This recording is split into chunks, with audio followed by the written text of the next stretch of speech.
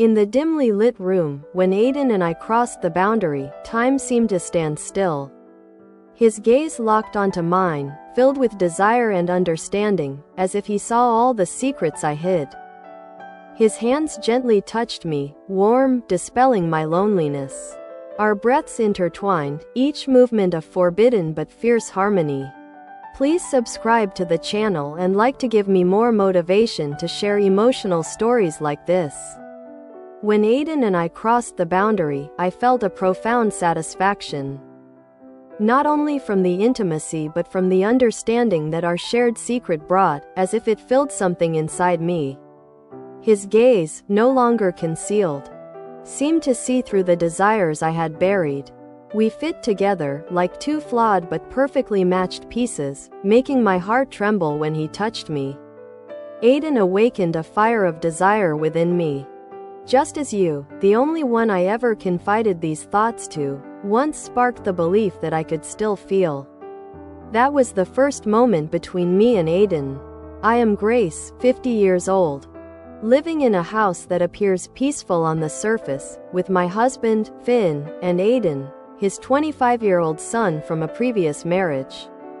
My life revolves around caring for Finn, keeping in touch with Mia, my 20-year-old daughter from my own previous marriage, now studying at a distant university, and trying to maintain harmony in the family.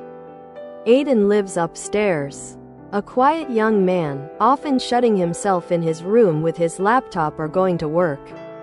I've always tried to treat him like family, but an invisible distance between us has kept things from ever feeling truly close. I never imagined that a single unexpected moment could turn everything upside down, forcing me to face emotions I dared not acknowledge. It was a quiet Saturday.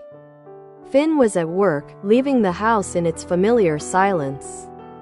Mia had just called, talking about an upcoming exam, and I was thinking of making tea to relax. From upstairs, faint music drifted from Aiden's room, mixed with odd sounds I didn't pay much attention to.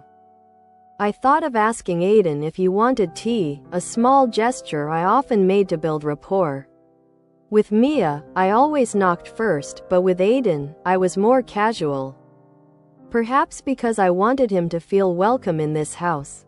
I climbed the stairs, the music growing clearer, accompanied by strange sounds I assumed were from a movie. At Aiden's door, I noticed it was slightly ajar, light from his laptop spilling out. I took a breath, about to call his name, but when my eyes landed on the scene inside, my entire body froze. Aiden sat on his bed, laptop on his lap, the screen's glow illuminating his face. His hands were moving, and at first, I thought he was watching an action scene, maybe a car chase or gunfire. But as I instinctively leaned in for a clearer view, my stomach churned. I realized what Aiden was watching, and it was something I shouldn't have seen. My heart pounded, a chill running down my spine. I wasn't prepared for this, didn't want to witness it, especially since Aiden is Finn's son. He hurriedly muted the sound, fumbling to cover himself, but it was too late. Our eyes met. His face flushed red, embarrassment plain as day. "I'm sorry," he stammered, eyes dropping to the floor. I stood there, stammering, the door. I couldn't finish. A burning sensation spreading through me. I turned, almost running to the kitchen, my heart pounding like it would burst. In the kitchen, I pressed my hands to my face, trying to control my breathing. "What just happened?" I whispered. Why didn't I knock? Why didn't I pay attention? But deep down, a strange feeling stirred, not just shame but something I didn't dare name. Aiden is Finn's son, someone I consider family, but that moment warped everything. I blamed myself, but I knew from that instant, the peaceful space of this house, where I once talked with Mia and slept beside Finn, was shattered forever. Ever since the moment I caught Aiden in his room, this house has not been the same. Though I've always tried to see Aiden as family, that incident made everything tangled. I tried to keep things normal, calling Mia to hear about her college life, caring for Finn as usual, but my mind kept returning to that image. I told myself to forget it, that it was just an accident.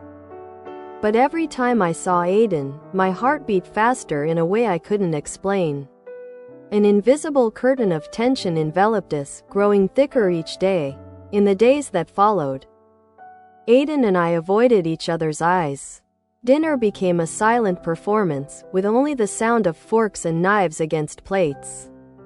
Finn, as usual, noticed nothing, still talking about work with his carefree manner.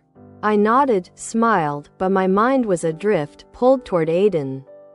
He was quiet, eating with his head down, but I could feel his gaze slip toward me when he thought I wasn't looking.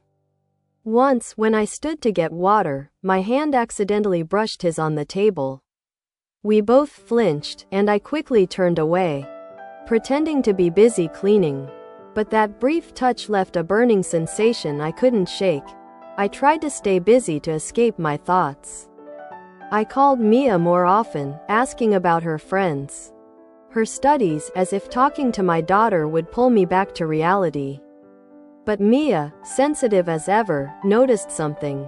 "Are you okay, Mom? Your voice sounds off," she said over the phone.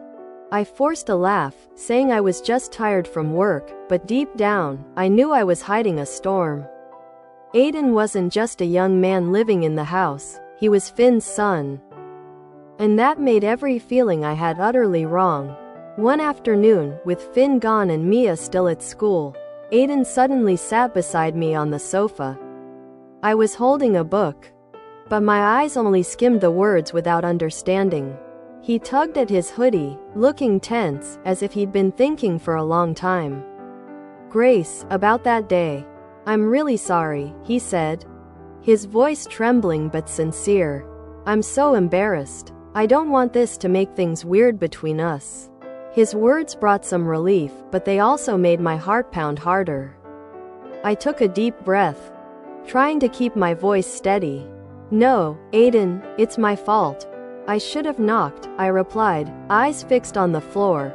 The silence stretched on.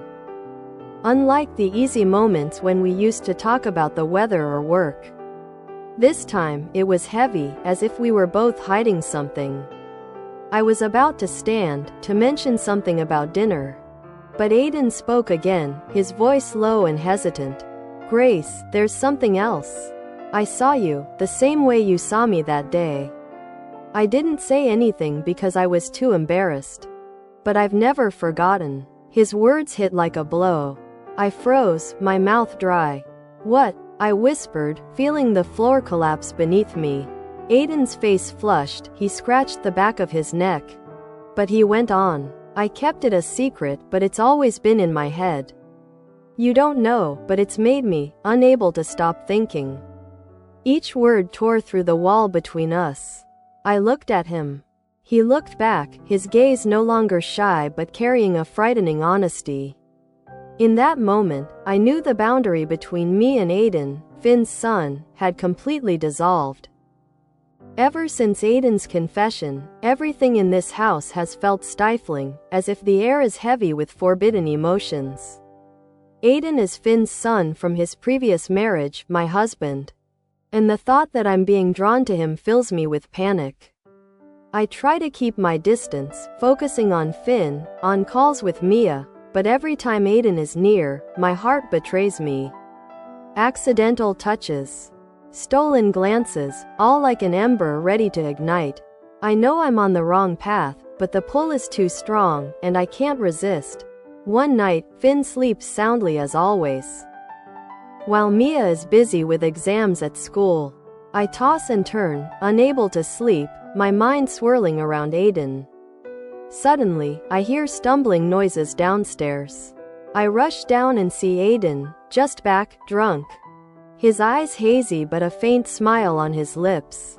"Grace, is that really you?" he mumbles, his voice thick. I try to steady him, leading him to the kitchen to avoid waking Finn. "Aiden, keep it down," I whisper, my heart pounding. He looks at me, his gaze blazing. "You're so beautiful, Grace. How did I not see it before?" His words make me freeze, but I brush them off. hurriedly making tea to hide my turmoil. As I hand him the cup, his trembling hand spills water across the table.